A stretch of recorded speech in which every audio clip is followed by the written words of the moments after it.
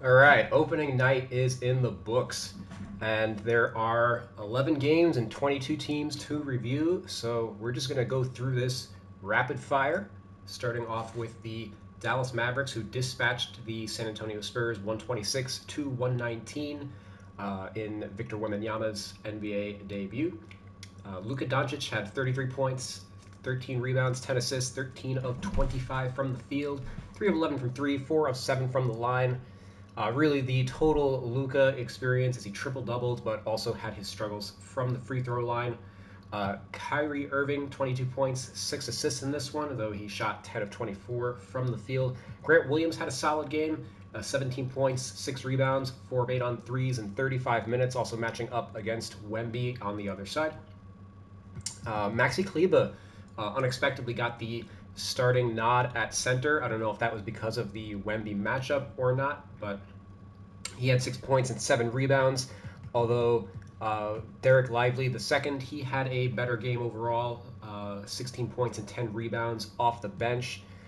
Derek Jones Jr., he got the Keith Bogans, essentially, where he started both quarters but then never checked back in. Both quarters, meaning the first quarter and third quarter. 0 points in 12 minutes, and the bulk of the small forward minutes did go to Josh Green, who had 11 points in 30 minutes. So we'll see if those starting jobs hold for Lively and Derek Jones. Dante Exum and Seth Curry combined for a total of 11 minutes in this one, behind picking up the scrap point guard minutes that didn't go to Luka or Kyrie. And worth noting that Jaden Hardy did not play due to an illness, so it's going to be a very slim pickings for those three players for the coming season. Going over to the San Antonio Spurs. As far as the Mavericks ratings, nothing really too noteworthy aside from Grant Williams having a good game. He definitely needs his rating to go up. Wemby, he had 15 points, 5 rebounds, 2 assists, 2 steals, 1 block. Did have 5 turnovers, though, and 5 fouls in 23 minutes. So those are two areas where he'll definitely need to work on. He did commit a lot of turnovers during the preseason. 6 of 9 from the field, 3 of 5 on threes, 0 of 1 from the free throw line. So he was definitely efficient in his limited time. He just needs to figure out a way to stay on the court. I'm sure he was adjusting to NBA referees in his first game as well. But overall, a solid performance.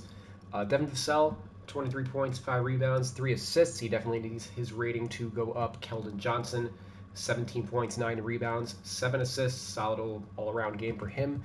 Jeremy Sohan is the starting point guard on this team.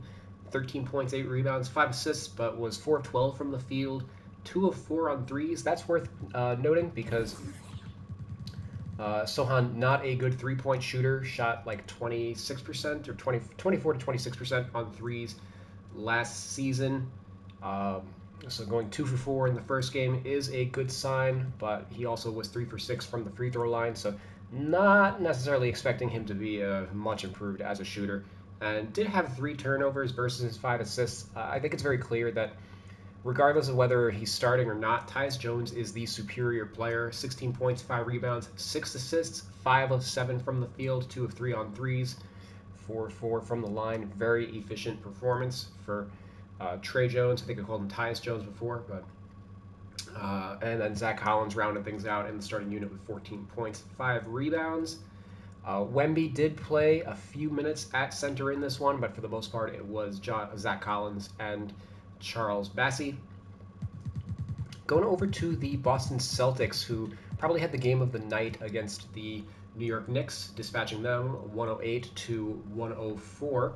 Jason Tatum, he had 34 points, 11 rebounds, 4 assists, 13 to 22 from the field, 3 of 8 on threes, 5 of 6 from the free throw line. It is worth noting that Al Horford came off the bench in this one. We were kind of figuring out if it was going to be maybe Derek White, or it looked like Drew Holiday was going to end up coming off the bench because he came off the bench all of preseason, kind of filling Malcolm Brogdon's previous role. But instead, Hop Horford volunteered to come off the bench. And as a result of that, I adjusted everybody's positions. You might find Jaylen Brown at power forward a little curious, but based on how the substitution patterns went in this game, Tatum actually played more at the 3 and the 2, and I ended up ultimately deciding to make that switch because, oops, let's get out of here. Tatum rates considerably higher at small forward than he does at power forward. I don't, I just can't justify having Tatum at like a 91 overall and then Jaylen Brown at a 90 based on those position swaps, given their values to the team. So that was also another consideration of mine. But Kristaps Porzingis, he was really good at center in this one. 30 points, 8 rebounds, 4 blocks, 8 of 15 from the field, 5 of 9 on threes, 9 of 10 from the free throw line. Definitely a revenge game against the New York Knicks, and he was really able to take advantage of Mitchell Robinson, who isn't comfortable defending on the perimeter. Had a few basket cuts from the three-point line towards the basket, where Robinson just wasn't really able to keep up, and they were able to lob it to him. Jrue Holiday, he had 9 points in his Boston debut, 4 of 10 from the field, so not the most efficient game, but he was guarding Julius Randle, which is fucking ridiculous considering he's a point guard. But he at 6'5", 220, he is basically the strongest point guard in the NBA and can definitely guard up multiple positions. Normally guards up, as big as small forwards. So guarding an all-star power forward and Julius Randle, if he can consistently do stuff like that, Boston's going to be dangerous because how do you really attack them uh, on the other end if Holiday can guard 1 through 4? Derek White was solid with 12 points and 6 rebounds. Horford had 8 points off the bench, going 2 of 3 on threes. I would expect his rating's probably going to just drop down a little bit to commensurate with his new bench role, probably like 79 to 80 overall rather than an 82, which is more along the lines of what you typically expect from like a starter, although he did get 6-man minutes for this team. And there was a lineup at one point where, just going back to where I have Tatum's second position is shooting guard rather than power forward. They had a lineup that was Peyton Pritchard, Jason Tatum, Sam Hauser, Kristaps Porzingis at the 4, and then Luke Kornet at the 5. So I would definitely call Tatum a 2 in that lineup. He was being guarded by Immanuel Quickley. So, yeah, and he looked pretty explosive in this one. Had a lot of dunks. Let's go on over to the New York Knicks, who they put up a valiant effort against Boston. They were leading for most of the second half before choking it away in the end. Immanuel Quickley was the star of the game for the Knicks. 24 points, 6 rebounds, 4 assists, 7 of 11 from the field, 5 of 7 on threes, 5 of 6 from the line in 28 minutes off the bench.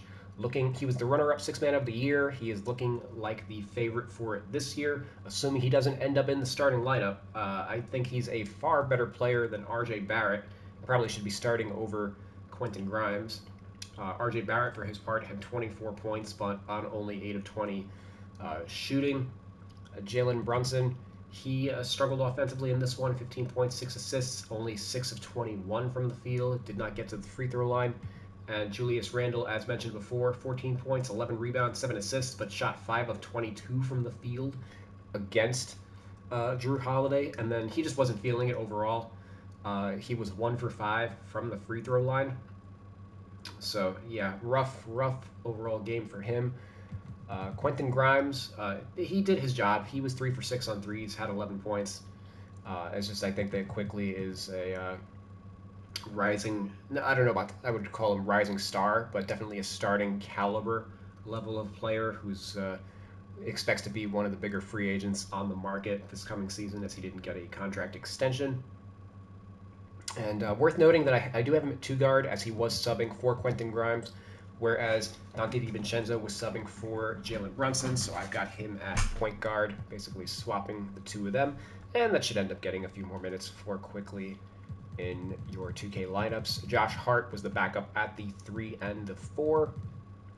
And Isaiah Hartenstein, he ended up playing more minutes than Mitchell Robinson in this one.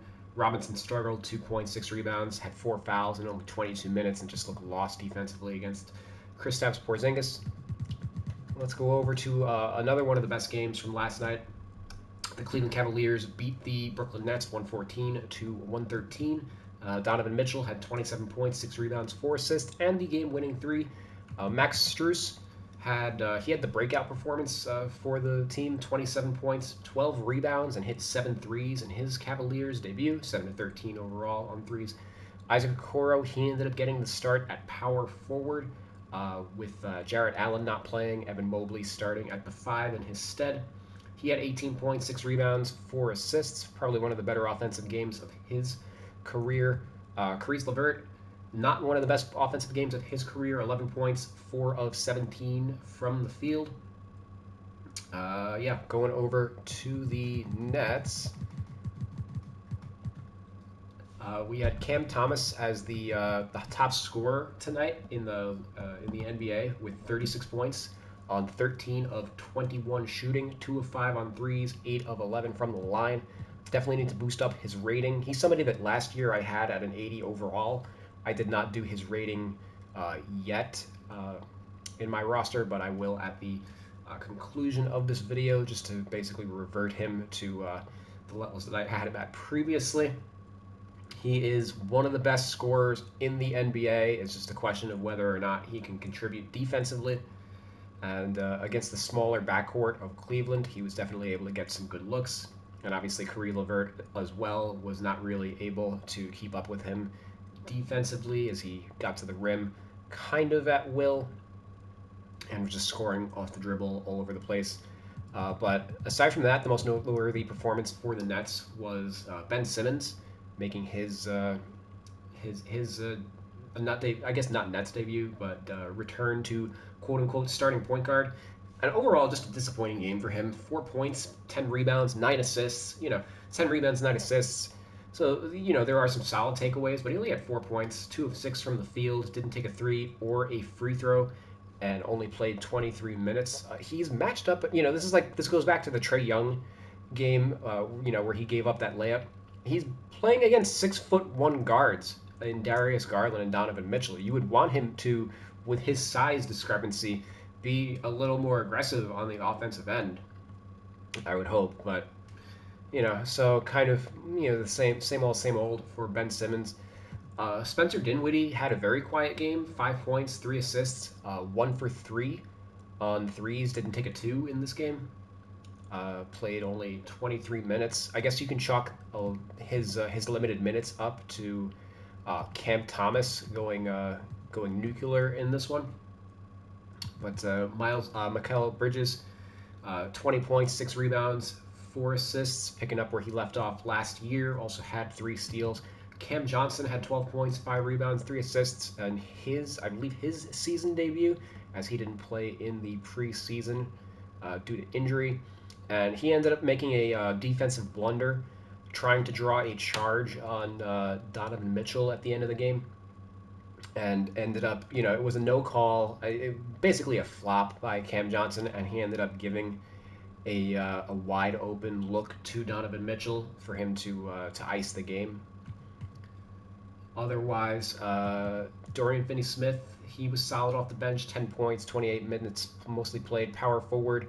He plays a little bit of center at like the end of quarters for small ball purposes where appropriate. And Dennis Smith Jr., he was solid after missing a few games in the preseason.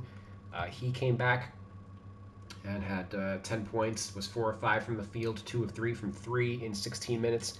That's the kind of aggression that you would like to see from Ben Simmons, really. Like if Dennis Smith can have 10 points in 16 minutes, why can't Ben Simmons? Also, the fact that Ben Simmons hasn't improved his three-point stroke at all, and we had a 2 for 3 game from Dennis Smith Jr., who's certainly not a great three-point shooter by any shakes. It just kind of speaks again to Simmons' lack of overall skill development in his NBA career. Going over to the Miami Heat, who narrowly beat the Detroit Pistons 103-102. Miami basically went scoreless over the final 3 minutes of the game, had an 8-point lead over the Pistons that Detroit was slowly able to crawl back in, but they just weren't able to get across the finish line. Kind of your standard ugly Miami game. Bam Adebayo led them with 22 points, 8 rebounds, 3 assists, was matched up with a very young Jalen Duren. Jimmy Butler, 19 points, 13 rebounds, 4 assists, only 6 of 18 from the field. Didn't take a three, 7 of 9 from the line. I didn't get to see all the highlights from all the games, but I assume he was being guarded by Asar Thompson on the other end. So keep that in mind with that 6 of 18 shooting once we get around to bumping up Asar's rating. Tyler Hero, he had a rough game, 16 points, but on only 7 of 24 shooting, and did not take a free throw on 24 field goal attempts. Kevin Love was solid with 13 points, 10 rebounds. Kyle Lowry, 0 points, 0 for 1 from the field in 32 minutes. Your typical Derek Fisher type of game when he was 37 years old. You would want, he's one of they need him to be a spot up 3-point shooter. Miami didn't take a lot of threes in this one, so definitely need him to be a little more aggressive. Duncan Robinson was pretty aggressive, though, off the bench, 15 points, 6 of 10 shooting in only 22 minutes. Worth noting that Highsmith did not play. Josh Richardson is out for a few games, nursing an injury. So Jaime Jaquez, he played some backup 4, and Drew Smith ended up absorbing the backup point guard minutes. That didn't go to Tyler Hero. And I did change Caleb Martin's position to shooting guard from power forward, as that's just kind of how things looked in the rotation. Jaquez was the primary backup at the 4. We'll see if these guys coming back from injury affects that depth chart at all. But given the size of these guys too, like Caleb Martin being 6'5", 205, it is worth noting that he did play some 4 in this game. He played 2, 3, and 4. So the whole 2K only having 2 positions available on next gen, they have 3 available on old gen. The tertiary position, quote unquote, is what they call it on old gen. They kind of need to get to the program because we're going to see this come up with another player relatively shortly, who just kind of breaks the 2K position system. They definitely need to evolve a little bit on that. But let's go over to the Detroit Pistons. Here's a player who actually breaks the position mold of this game is Cade Cunningham. The Pistons ended up going with a different starting lineup than a lot of people would expect. Cade was starting at point guard for the entire preseason with Alec Burks starting at the 2 guard, but instead they decided to go with Cade at the 2, which made me put Jaden Ivey at the 1. Previously, I would have had Ivey as like the backup 2 guard, but based on the substitution patterns, Killian Hayes got the start in this one.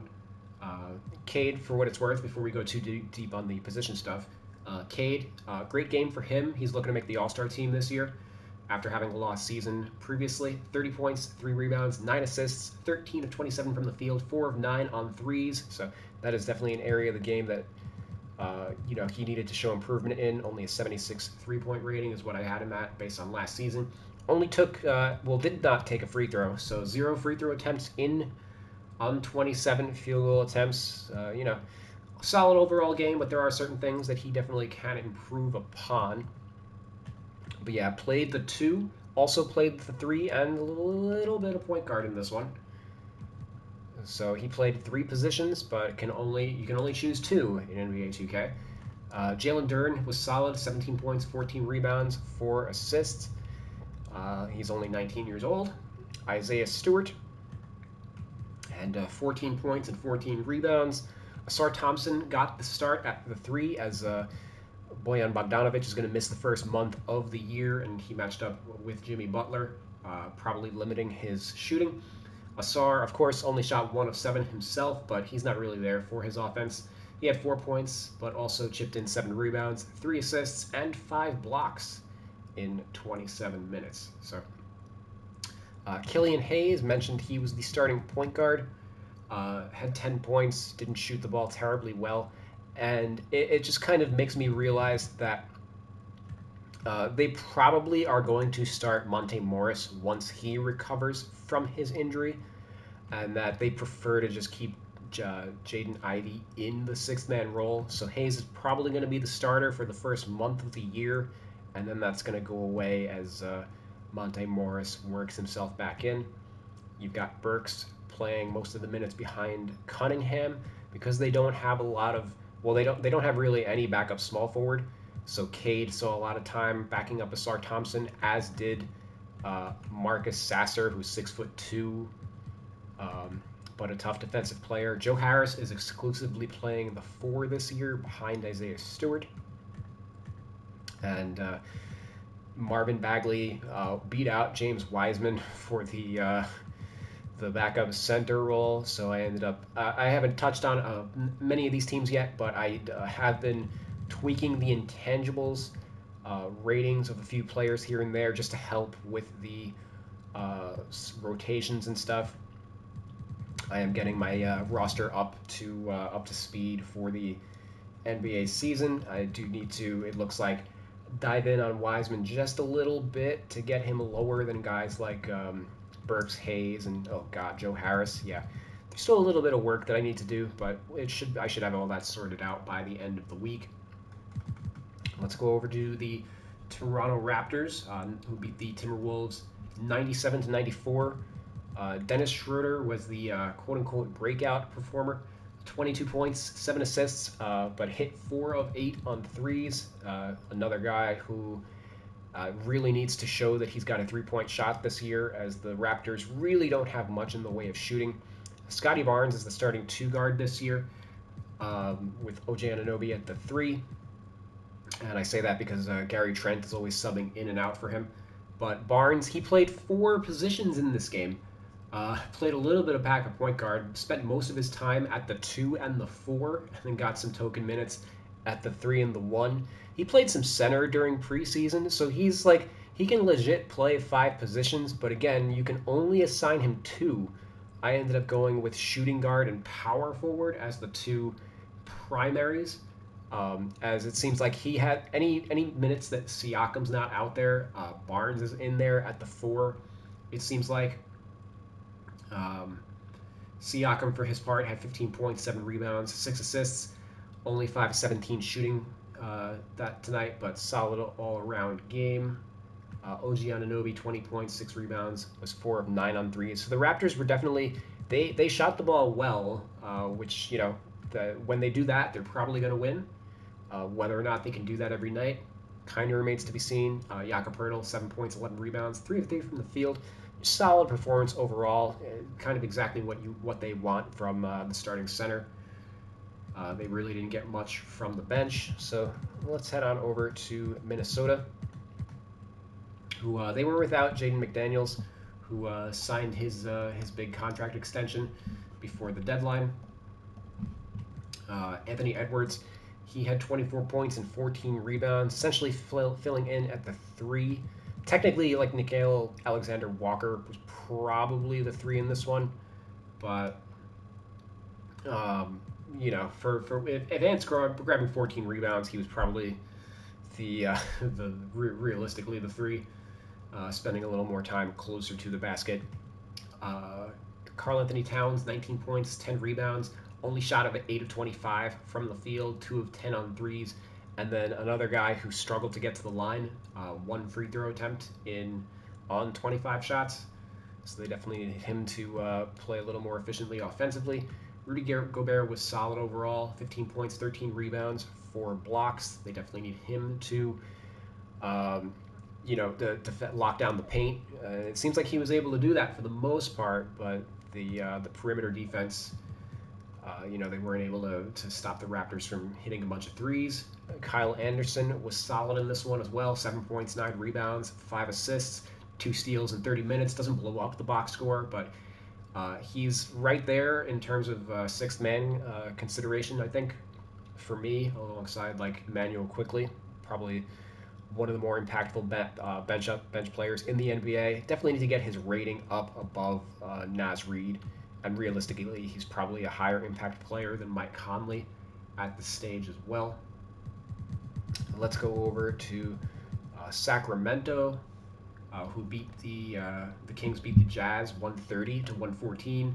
Harrison Barnes was the big performer of the night, 33 points on 11 of 16 shooting, 5 of 7 on threes, 6 of 6 from the free throw line.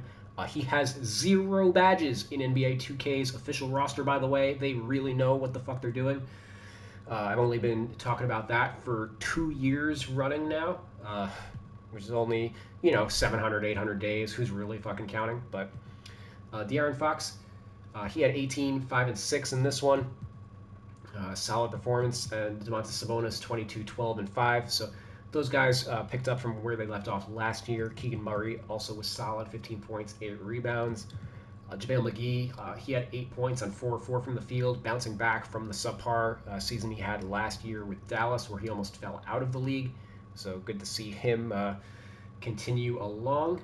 Trey Lyles was a DNP in this game due to illness or injury. So Sasha Vezenkov, he ended up being the backup power forward. The Kings overall, like, they're pretty polished. Aside from the rating for like Barnes having no badges and Malik Monk being way overrated at an 82 overall, the Kings overall are pretty solid ratings wise. They don't need a ton of work. They have pretty straightforward rotation, so I'll be able to knock them out really quick. Utah Jazz, what's it called? Jordan Clarkson had 24 points, 4 rebounds, 6 assists to lead the team. Lauri Markkanen, 19 points, 10 rebounds. John Collins, 15 and 11, 6 of 11 from the field, 1 for 3 on threes. Keep an eye on a 3-point percentage throughout the year. And Keontae George was in the rotation, had 8 points in 18 minutes. Chris Dunn was the most notable for me from this game. He's a small forward. He did that some with the Bulls and the Hawks. He can guard up, similar to guys like Marcus Smart and Drew Holiday. And he saw minutes at power forward, which is kind of new to me. So you may notice that I switched his second position to power forward. He didn't play any point guard in this one. And it kind of goes to like depth, the way that they have this team built. Sexton and THT logged all the point guard minutes. Clarkson and Agbaji got all the 2 guard minutes. So we saw George at the 3 behind Lauri Markkanen and Chris Dunn also getting minutes at the 3. Simone Fontecchio's got, what a great signing out of Europe for the Utah Jazz. For him to not even be getting minutes over Chris Dunn, who was out of the league for much of the last 2 years, really just kind of, anyway, they don't have a backup power forward. Lucas Samanic was another guy who was mostly out of the league. He's on a non-guaranteed deal, and then Taylor Hendricks was drafted, and he hasn't been playing at all. So they've got a very wonky depth chart in Utah. So yeah, we've got Chris Dunn as the backup power forward. Obviously, Lauri plays a ton at the 4 as well, but it was basically those 3 guys: Collins, Lauri, and Dunn. And then Kelly Olynyk played all the minutes at center that Walker Kessler did not. Yeah, that's Utah. Let's head on over to the Indiana Pacers, who beat the Washington Wizards 143-120. God, the Wizards fucking suck. They're not going to play any defense this year. If you have a fantasy team, just pick whoever is playing against the Wizards that night, because oh my God, we have some gaudy stat lines in this one for the Pacers. Bruce Brown had 24 points, 8 of 11 from the field, 6 of 8 on threes, looking every bit worth his contract. But it is worth noting that he was just wide open on a lot of his shots. Jordan Poole is, such an incredible defender that Bruce Brown was able to look like a star in this one. Tyrese Halliburton probably sleptwalk his way to 20 points, 11 assists, 9 of 16 from the field. Pretty standard game from him. Benedict Mathurin had 18 points. Miles Turner had 11, 8 rebounds, and 3 blocks. Obi Toppin had 11 points. He's the starting power forward. Jalen Smith had 13 points and 8 rebounds in only 13 minutes. Buddy Hield had 14 points. Andrew Nembhard was the backup point guard. He had 12 points and 10 assists, so 21 assists combined between the 2 point guards. He was 6 of 9 from the field in 22 minutes. Oh, man. Worth noting that Aaron Nesmith was the backup power forward in this one, with Buddy Hield playing the 2 and the 3. I'll probably end up switching Nesmith position. And Jarvis Walker played a little bit of 4, but in garbage time. So, uh, yeah, it kind of depends on whether or not TJ McConnell ends up in the rotation. Because I don't want to switch Heel to like the 3 because Ben Shepherd didn't play in this game, so they don't really have a backup 2. I'm okay, I think, just keeping him as second position as like the power forward. As again, it's one game. Things are based on matchups, etc. Let's head on over to Washington. Kyle Kuzma had 25 points on 9 of 18 shooting, and then he also had 2 rebounds and 0 assists. Great effort, great effort. Jordan Poole, 18 points on 7 of 18 shooting, over 6 on threes. Kind of your standard Jordan Poole game. Whoever was talking this guy up, as like Kevin Garnett said he was going to be the next James Harden. No, no, I don't really see that at all. Um, Tyus Jones, he's probably the second best guy on this team. 16 points, 6 assists. He ain't going to be as flashy as Jordan Poole, but he is going to be one of the more efficient guys trying to hold things together. And Danilo Gallinari is a guy to keep your eye on. He didn't play at all last year due to a torn ACL. 16 points, 4-7 from the field, 2 for 2 on 3, 6 of 6 from the free throw line. He is the backup center on this team, and contenders should take notice. If he keeps playing like that, Washington's going to be able to extract a second round pick for him at the trade deadline. Definitely somebody that, contenders would love to have on their team. And as far as the center position goes, hey, if Dario Saric is playing center for the last few years, for like the Suns and Warriors, then why the hell can't Danilo Gallinari, right? And below Bilal Koulibaly, he had 3 points in 23 minutes as Kyle Kuzma's backup. Kuzma takes a shot every time he touches the ball. Koulibaly basically never shoots, so that's kind of an interesting dynamic. And you rookies, you want them to take their lumps. You want them to have high usage. Like they're playing. Koulibaly's not good. You want him to at least explore the quote unquote studio space to see what he can and can't do offensively, rather than just kind of like fit in as a role player. Because then you're just always going to be a role player. You don't want him to be the next Patrick Williams. You want him to be a future star on this team because that's where he was drafted, 6th overall, I believe, right? 7th overall. Anyway, let's go over to the Charlotte Hornets, who actually beat the Atlanta Hawks 116 to 110. Washington, he had 25 points on 12 of 18 shooting, was 11 of 12 on 2-pointers. So really, really great defensive effort by the Atlanta Hawks. Definitely feasted a little bit, I think, on Sadiq Bey. It was definitely smaller than Washington, not as much strength. Mark Williams had 13 points, 15 rebounds, 3 steals, 5 of 6 from the field. So they just bullied the Atlanta Hawks. Rozier had 24 points, 5 rebounds, 6 assists. LaMelo had 15, 6, and 10 assists. Hayward had a solid all-around game, 10, 8, and 7. And then Brandon Miller had 13 points off the bench in his debut. He played a little bit of small forward and shooting guard in this one. The Hornets played like 5 different shooting guards in this one. Rozier, Miller, Teo Maledon saw time at the 2, Gordon Hayward, and Nick Smith Jr. Yeah. And that's partly because Terry Rozier is the backup point guard on this team, and they really don't have any. It's a motley crew behind him. And JT Thor was solid behind Washington as well. And this one, Miles Bridges, of course, is suspended for the first 10 games of the NBA season. Looking at Atlanta, Trae Young had 23 points and 9 assists, but was 4 of 19 from the field, 1 of 9 from 3. DeJounte Murray, 11 points, 6 assists, 3 of 14 from the field, so a combined 7 of 33 from the field for Atlanta's top 2 guards, whereas Rozier and LaMelo combined for 39 points. Capella had 15 points and 13 rebounds to mirror Mark Williams. Sadiq Bey had 15 points, 5 rebounds, and 5 steals.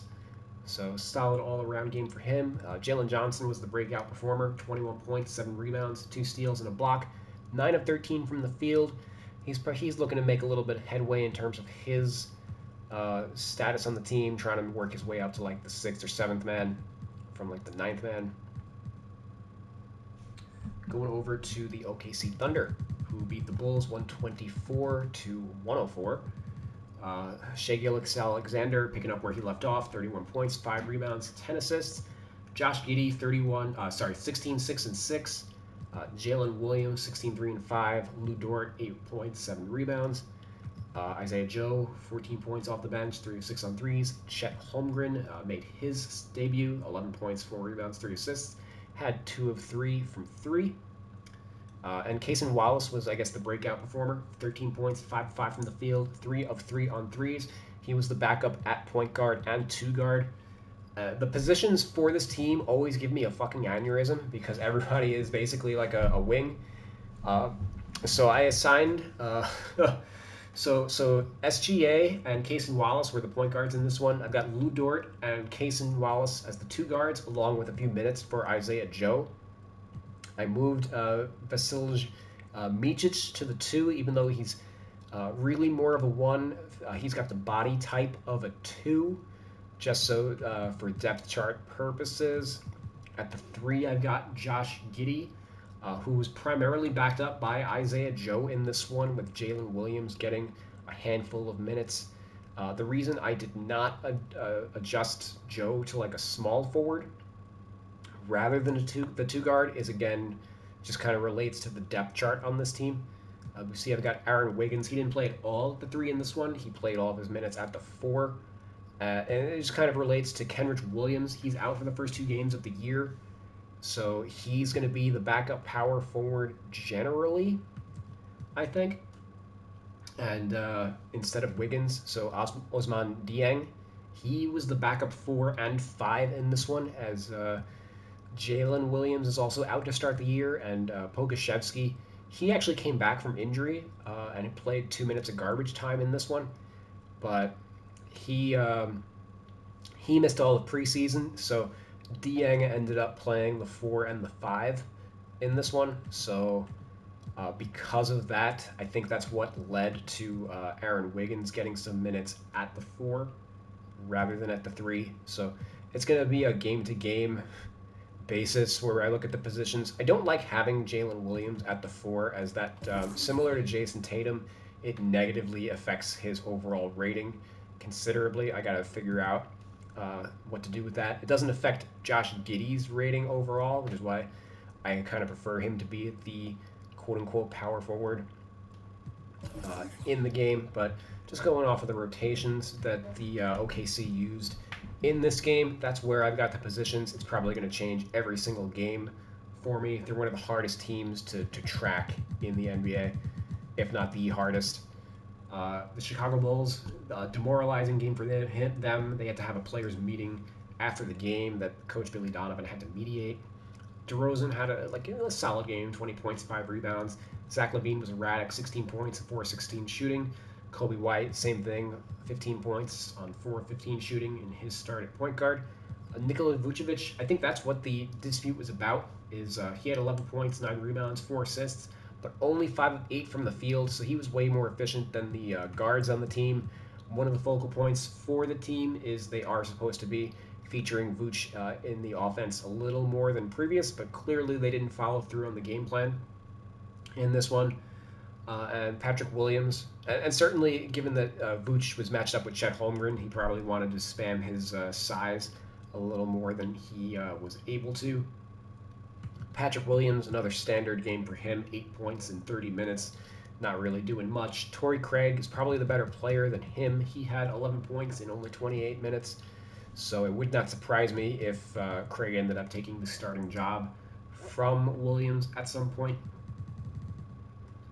Let's go on over to the Pelicans, who beat the Grizzlies 111 to 104. Zion Williamson, 23 points, 7 rebounds, 3 assists, 9 of 17 from the field. Solid game for him. CJ McCollum, ditto, 24 points and 6 assists, 6 of 11 on threes.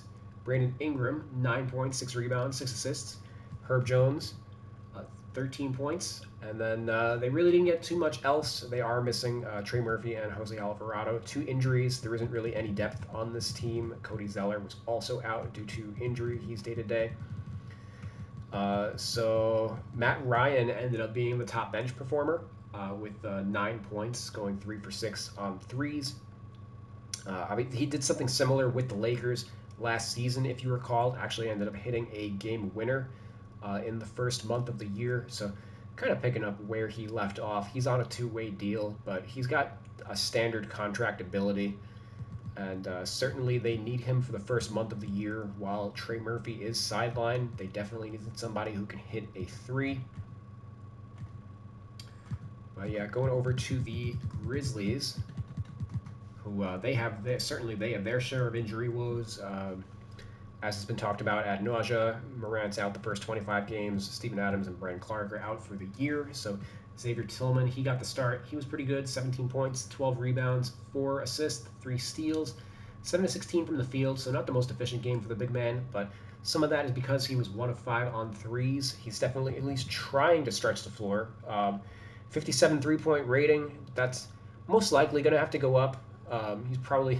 He's definitely closer to like a 67 or like a 70 rather than a 57, or at least if he's going to be taking 5 threes per game, you're definitely going to, he'll hit enough, I think, to merit the higher rating. Jaren Jackson Jr., he had a really rough one. 8 points, 5 rebounds, 3 assists, 5 blocks, but 5 fouls. 2 of 9 from the field in 36 minutes. Obviously was matched up with Zion and had to play a lot of 5 due to the absence of Steven Adams. Also, Stendi Aldama missed this game too. I've been talking about him as like a breakout candidate with Adams and Clark out. Obviously tonight it was Tillman. He got all he could eat. We saw extended run for David Roddy, who had 9 points in 28 minutes, playing minutes at the 4 and the 3 in this one. Zaire Williams ended up starting at the 3. He had 9 points in 29 minutes. Worth noting that John Konchar, who I was kind of pegging to be the starting small forward, he did not play at all in this one. They ended up rocking with Luke Kennard, giving him a lot of the backup small forward minutes. They just needed some shooting, I guess. But yeah, I kind of glossed over everybody and didn't talk about Desmond Bane, who was the top player on the Grizzlies with 31 points, 5 rebounds, 5 assists. I'm expecting him to make a big leap this season. Definitely be in the All-Star conversation, if not outright make the team. Probably the second best shooting guard in the Western Conference, with apologies to, I'm considering one of Devin Booker or Bradley Beal a point guard. So I think that Bane is probably the second best 2 guard, or at least in the top 3. Jake LaRavia, he ended up playing minutes due to the absence of Santi Aldama. He had 2 points in 14 minutes. I think he was such a disappointing draft pick between these 2 guys. They should have just paid Kyle Anderson, to be quite honest, rather than let him walk in free agency. And then let's finish off with oh no, there's still one more game after this one. The Clippers 123. They beat the Blazers 111. Scoot Henderson had his debut versus Russell Westbrook. Paul George, though, and Kawhi Leonard were just too much for the Blazers. George, 27 points, 6 assists, 9 of 17 from the field, 4 threes. Kawhi Leonard, 23 points, 5 rebounds, 6 assists, 5 of 5 on threes. 50 points combined for those 2 guys. Portland, obviously, there's nobody else that can match that kind of firepower. Ivica Zubac had 20 points, 12 rebounds, 4 blocks on 8 of 10 shooting. Really efficient game for him. Bones Highland, he had 17 points in 22 minutes off the bench. And worth noting that Terrence Mann was a DNP due to injury, so Robert Covington got the start. And then for the Blazers, Scoot, in his debut, had 11 points, 3 rebounds, 4 assists, 5 of 11 from the field, 4 turnovers. Not the debut that you were looking for. He's probably going to pick up throughout the year and have like a rough first month. Malcolm Brogdon's definitely the best player on this team. 20 points, 5 assists, 8 of 16 from the field, 3 of 5 from 3, 23 points. You'll note that I have his second position as small forward rather than shooting guard, as it's basically what he was. He was the backup for Scoot and for Matisse Thybulle, whereas Anthony Simons, who had 18 in this one, he is being backed up by Shaden Sharp. So Sharp's a 2 and 3, and then Brogdon is a 1 and 3, and then Simons is a 2, and then is going to play a handful of minutes at point guard as well. Toumani Camara, I need to get his rating up because he was the primary backup at the 3 and the 4 in this one. So wasn't expecting him to really be in the rotation, but so we need to get him rated higher than Jabari Walker, Chris Murray. Ish Wainwright was a DNP due to injury in this one, but I would presume him as well, unless he's just keeping Wainwright's seat warm in the rotation. And DeAndre Ayton, who was the other big pickup in the Dame trade, had 4 points, 12 rebounds, three steals. Only played 23 minutes because he had 5 fouls and just wasn't able to get going offensively. But 12 rebounds and 3 steals in 23 minutes, that's a good sign. And he did actually play a few minutes in the second quarter next to Time Lord, who had 10 points, 7 rebounds, and 3 steals, 5 of 7 from the field. So I did make Robert Williams a second position power forward just to reflect that they are going to play just a little bit together. Obviously, Portland is not exactly stocked with depth at power forward, so but we didn't get a chance to really see how it works offensively due to Ayton's foul trouble. And let's finish off with the Orlando Magic, who beat the Houston Rockets 116-86. Cole Anthony was the top scorer in this game, 20 points, 8 rebounds, 8 of 12 from the field, plus 17 in this game. He just got his contract extension, was the backup at both guard positions in this one. Franz Wagner, he had 19 points in this one. Paolo Banchero, all-around game, 12 points, 5 rebounds, 5 assists. Jalen Suggs, pretty disappointing as per usual, 8 points, 3 of 12 from the field. Cole Anthony's just better. At what point do the Orlando Magic move on? That's something I'm going to be asking. And just start Cole Anthony over Suggs, or just trade Suggs and start Gary Harris, who's a much better fit as a 3-and-D guy, rather than trying to make a round peg fit in a square hole or whatever. Jonathan Isaac, he was solid in this one. Where is he? 11 points in 14 minutes. Great comeback story.